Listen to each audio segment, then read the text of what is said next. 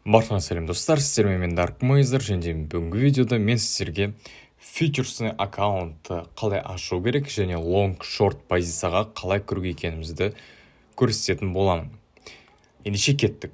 Ең алдымен біз өзіміздің биржамызда деривативный счет ашу керекпіз. Яғни деривативный дегеніміз фьючерсный счеттардың бірі. Мына жерде Binance ең главный страницадан жоғарғы бөліктерден деривативы, одан кейін фьючерсы USDM дегенге кіреміз. Фьючерсы койнем емес, шатастырып алмаңыздар, тек USDM. Сіздер фьючерсы USDM ашқаннан кейін, сіздерде мына жерде тест шығады, тест орындайсыздар, немесе пропуск етесіздер. Одан кейін фьючерсы аккаунттарыңызды активировать етесіздер. Мына жерде ең бірінші қараған кезде жұмыс істейтін орын үлкен, яғни кнопкалар көп болуы мүмкін, бірақ шынайы келген кезде ол ондай емес. Яғни біз жұмыс істейтініміз жай ғана график, таймфреймдер. Одан кейін мына жерден біз өзімізге керек активті таңдаймыз. Таңдаған кезде де, мысалы біз биткоин жазған кезде, биткоин USD деп бізде квартальный деген шығады. Бізге бұл керек емес, тек қана бессрочный фьючерсмен жұмыс істегіңіз келсе, онда бізде биткоин USD бессрочный деп шығу керек. Біз осыларды ғана таңдаймыз. Келесі бізде оның бағасы, цена маркировки. Цена маркировки дегеніміз біздің актив манипуляция болып жатқан кезде осы цена маркировки осы позицияны ұстап отырған адамдарға көмектеседі. Одан кейін индекс, ставка финансирования, яғни біздің фандинг әр 8 сағат сайын обновление жасап отырады. Одан кейін барлығымыз білетін изменение за 24 часа, яғни осы уақытта қанша пунктқа және қанша процентке өзгерген айтады. Яғни мына жерде осы 24 сағат ішіндегі минимальный және максимальный бағасы және объем, одан кейін объем за 24 часа. Бұл жерді түсінді деген ойдамын. Мына жоғар жақта мен өзім қолданбаймын. Бұны өшіріп тастасақ та болады. Одан кейін мына жерде қарапайым биржевой стакан именно бізде фьючерсный счеттағы фьючерсный стакан болып саналады. Яғни бұл споттағы физически біздің торговать етілетін активқа ешқандай влияние жоқ. Тек қана контракттардың объемдары бізде осы жерде жазылады. Одан кейін бізде оң жағымызда позицияға кіретін инструмент, яғни long және short. Открыт long және открыт short деп тұр. Біз осы жерде қалай кіреміз? Сіздер ең бірінші осы инструментқа қараған кезде сіздерде былай тұрады. Сіздерде осындай картина болып тұрады. Бұл кезде не істейсіздер? Перекрестныйдан изолированныйға ауыстырыңыздар. Егер новичок болсаңыздар, сіздерге кеңес беремін.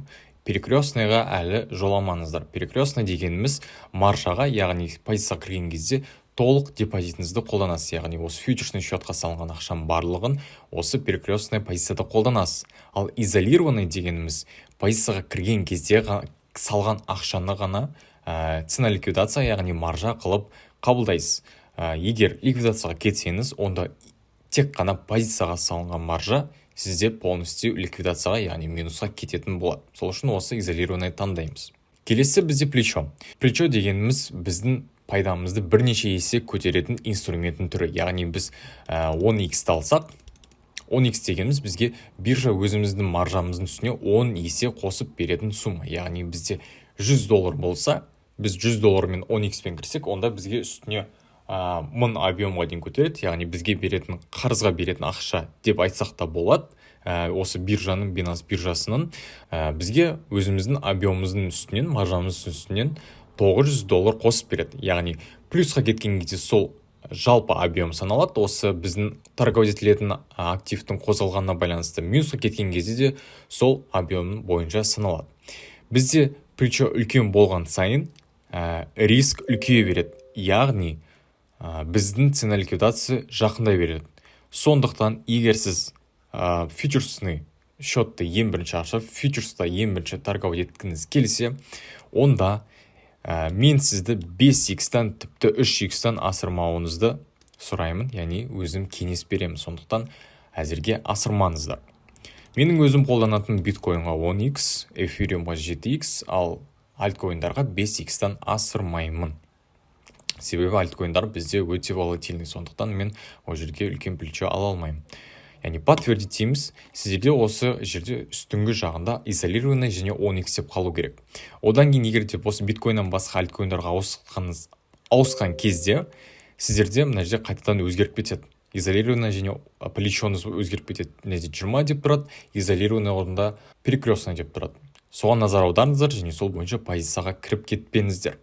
Келесісі, бізде споттағыдай лимитный және рыночный ордерлар бар. Яғни лимит дегеніміз өзіміз керек бағада ала аламыз. Мысалы 17 мың мына жерде жазсақ болады, немесе 12 мың десек те болады. Мына жерде 23 мың жазылды.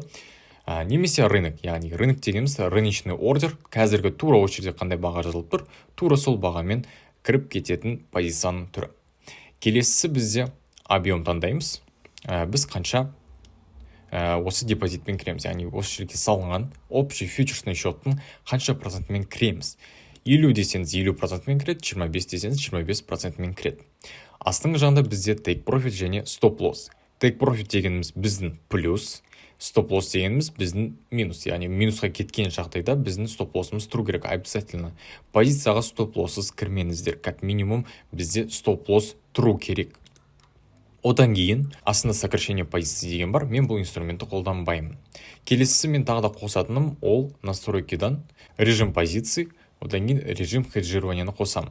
Режим хеджированиямен мен биткоинда бір мезетте лонг позиция және шорт позиция ұстап отыра аламын. Сол үшін мен осы инструментті қолданам.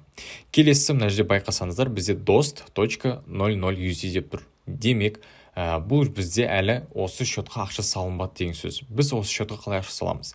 Яғни бізде спотовый кошелекта ақша жату керек, яғни USD немесе BUSD.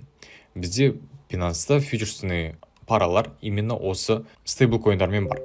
Осы счетқа салу үшін біз не істейміз? Біз переводқа кіреміз, яғни бәріңіз білетіндей, телефонда ол бізде оң жақ астыңғы кнопка, обзор дегеніміз біздің общий кошелектарымыз, одан кейін спотовый кошелекқа кіреміз, одан кейін сол жерде бізде перевод деген кнопка болады. Ал егер ноутбуктан болсаңыз, онда прямой осы жерден кіріп, переводты бассаңыз, ол бізде мына кнопка болады, яғни осы перевод деген шығады, және де ең астында бізде тағы да перевод деген кнопка бар. Осы бойынша сала аласыздар. Яғни біз не істейміз? Переводқа кіреміз, одан кейін из fiat spot для фьючерсы USDM деп таңдаймыз. Одан кейін монета бізде міндетті түрде USDT деп тұру керек. Яғни сіздерде биткоин болуы мүмкін. Сол биткоин суретін басып, үстінен біз басқа өзімізге керек аударатын валютаны таңдаймыз. Біздің кезекте бізге керек осы USDT, мінекей $100. Одан кейін не істейміз? Осы $100 сізде қанша бар, барлығын аударыңыз келсе, онда все дейсіз, яғни осы жерге 100-ді жазасыз. Мына жерде 100 тұр менде. Осы спотовыйдан, мен осы спотовый кошелектан фьючерсы USDM кошелекқа аударам, яғни подтвердить. Менде міне фьючерсный кошелек $100 толды. Асыға түссек, бізде баланс кошелька $100. Бұл не деген сөз? Фьючерсный кошелек және спотовый кошелек барлығы бір-бірінен бөлек жүреді. Бізде әр инструменттің өзінің кошелектары болады. Фьючерсы USDM-да да бізде әртүрлі монеталар бар, онда өзінің басқа счетты кошелегі болады. Яғни бұл не деген сөз? Бұл бізде инверсный фьючерсы, яғни кәдімгі биткоин сізде спотовыйда жатса, осы фьючерсы coin M-ға ауыстырып, биткоиннің количествосын көбейтсе болады. Эфириум, линк, тағы да басқа валюталар болса, сіздің спотыңызды сол бойынша соларды торговать етсеңіз болады. Яғни ол жерде сіздің маржаңызға уже сол активтің количествосы кіреді. Яғни сізде бір биткоин болса, сол маржаға бір биткоин болып кіреді. Келесі. Біз позицияға қалай кіру керек екенін түсіндік, қай жерде қандай инструмент екенін білеміз. Ендігі бізге керек зат позицияны қалай анықтаймыз. Мен сіздерге қазір қарапайым риск менеджментті көрсетем, ол бізде қалай жұмыс істейді. Мысалға, мына жерде бізде точка входа бар деп ойлайық. Яғни мен мына жерде не істедім? Golden Pocket'ті алып, осы үстіңгі уровеньнен төменгі уровеньға дейін тарттым. Одан кейін кішірек таймфреймдарда мен жерден уже реакция көру керекпін. Қазір мен сіздердің көздерінше позиция ашсам, яғни сіздерге демонстрация жасау үшін. Мен мына жерден длинная позиция және короткая позиция деген инструмент бар. Короткая позиция деген инструмент таңдадым, осының үстіне қойдым. Яғни стоп-лоссым менде мына көк линияның үстіңгі жағында болды. Ал жасыл линиям Golden Pocket'ın ең бірінші цельдарына. Менде соотношение риска к прибыли 4:42. Ал ішіне кірсек, бізде тағы да настройка жасайтын жеріміз бар. Яғни бұл жерде уже біз объем санаймыз. Мысалы, менде жаңа фьючерсный счетқа $100 салдым. Енді риск менеджмент бойынша мен қалай торговля жасаймын. Размер счета $100, размер лота мен ешқалай тиіспеймін. Риск бір позицияға осы общий капиталға 1% аламын. Болды. Осы данныйларды ғана жазамын. Окей. Соотношение риска прибыли 4:42. Яғни егер мен жоғалтсам 1% жоғалтам, $100 минус 1% менде $99 қалады. Ал керісінше егер плюсқа кетсем, мен 4:42% аламын. Яғни 4:42 есе минустан, стоп-лосстан кеткен убытықтан көбірек. Минустан көбірек болады. Сондықтан бұл менде RR 4:42 болып саналады. Одан кейін мына жерде колевоға қарасақ 0.011 деп тұр. Именно осы количествоны мен кіретін осы бағада маған количество беріп тұр. Тура 0.11 болды. 0.11 мен кірген кезде мен оны қайда жазамын?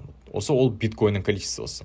Сіздер о жерге кірген кезде сіздерде мүмкін USDT тұрып қалу мүмкін. Ол кезде оны жаза алмайсыздар ол количествоны. Бұл тек осы актив бойынша ғана осы инструмент санап береді.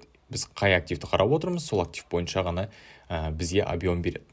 Демек, біз не істейміз? Осы жерге BTC деп жазамыз, биткоин таңдаймыз, Колево жаңағы берген количествоны жазамыз. 0.011.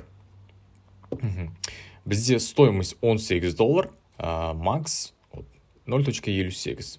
Take profit'ті сразу қойсақ та болады, немесе позицияға кірген кезде де қойсақ болады. Біз не істейміз? Қазір мен позицияға кірем, қазіргі последняя цена, и открыть шорт. Ордер отправлен.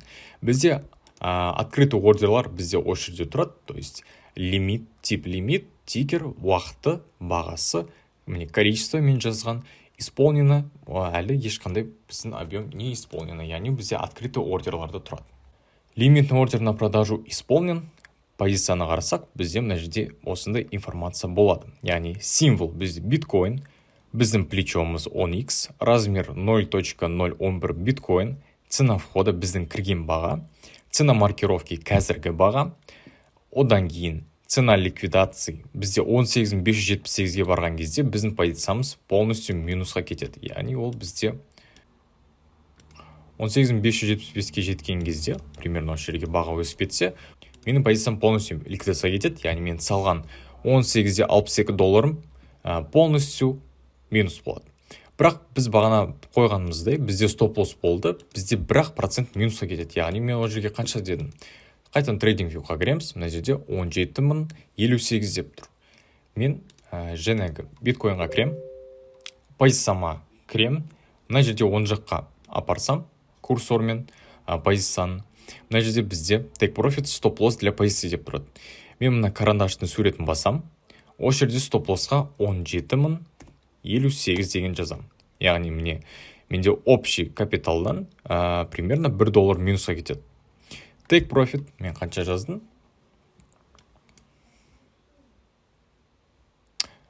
16.545. 16.545.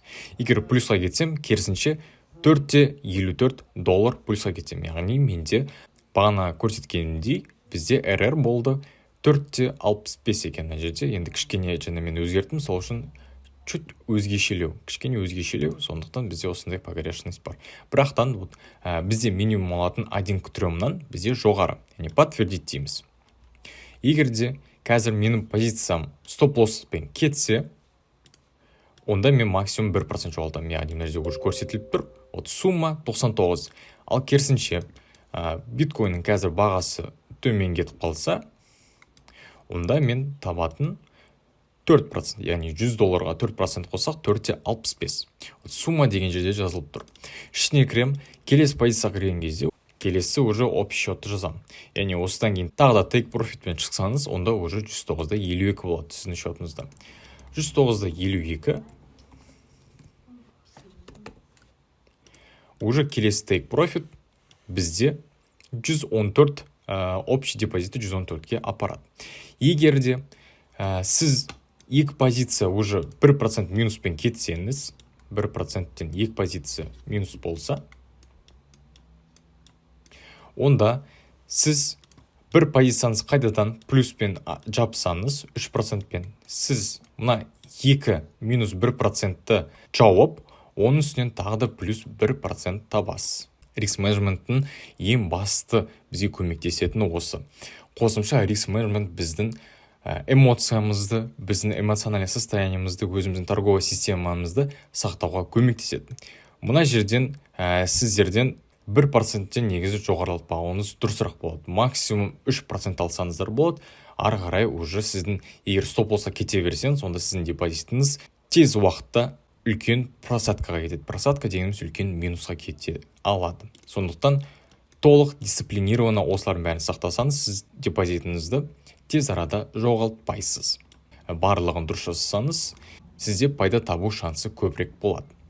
Келесісі история ордеров. История ордеровта сізде жаңағы орындалған ордеріміз, яғни қай уақытта, қай кезде средняя цена, қай кезде ашылып жабылғаны бізде көрсетіледі. История сделок, яғни осы мейкер, реализована прибыль бізде әлі 0. История транзакций, барлығы осы информацияны беріледі. Міне жаңағы мен переводым, одан кейін комиссия, қанша алғаны USDT-дан актив. Барлығы осы жерлерде жазылады. Қалғандарын мен TWAP деген инструментті қолдамаймын. Активы, барлығы осы.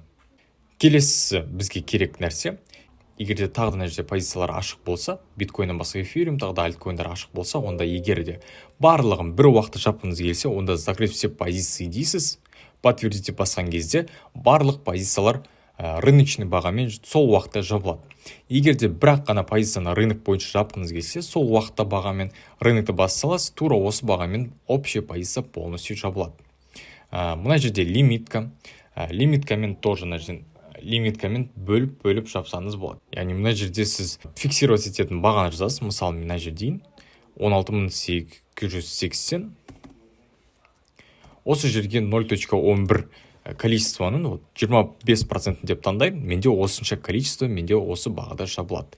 Рынок бойынша менде де 0.02 количество биткойна жабылды. 0.011 болды, қалғаны менде 0.002-ні азайтқан кезде 0.009 объем, яғни биткойн. Барлық білу керек информация осы. Егер де сіздерге тағы да сұрақтар қалса, сұрақтар түсінбеген жерлеріңіз болса, онда группаға кіріп, немесе личка жазып сұрасаңыздар болады. Түсінбеген сұрақтарыңызға әрқашан жауап беруге дайынбыз. Егер де видео сіздерге ұнаса, онда каналға жазылып, видеоға лайк басып, комментарий жазып кетіңіздер. Сұрақтарыңыз болса да комментарий жасаңыздар. Келесі видеоларға қандай тақырыпқа видео түсірейін, және де не туралы айтқаным сіздерге қызығырақ, соның барлығын айтып кетсеңіздер, сол бойынша видеолар шығатын болады. Тағы қосымша осы видеоның астында біздің группаларға ссылка қалдырам, сол группаларға жазылып, бізбен бірге болыңыздар. Сол жерде де біздің личкаларға, немесе сол группаларға шықсаңыздар, сұрақтарыңыз болса, біз әрқашан жауап беруге дайынбыз. Ендеше келесі кездескенше сау болыңыздар.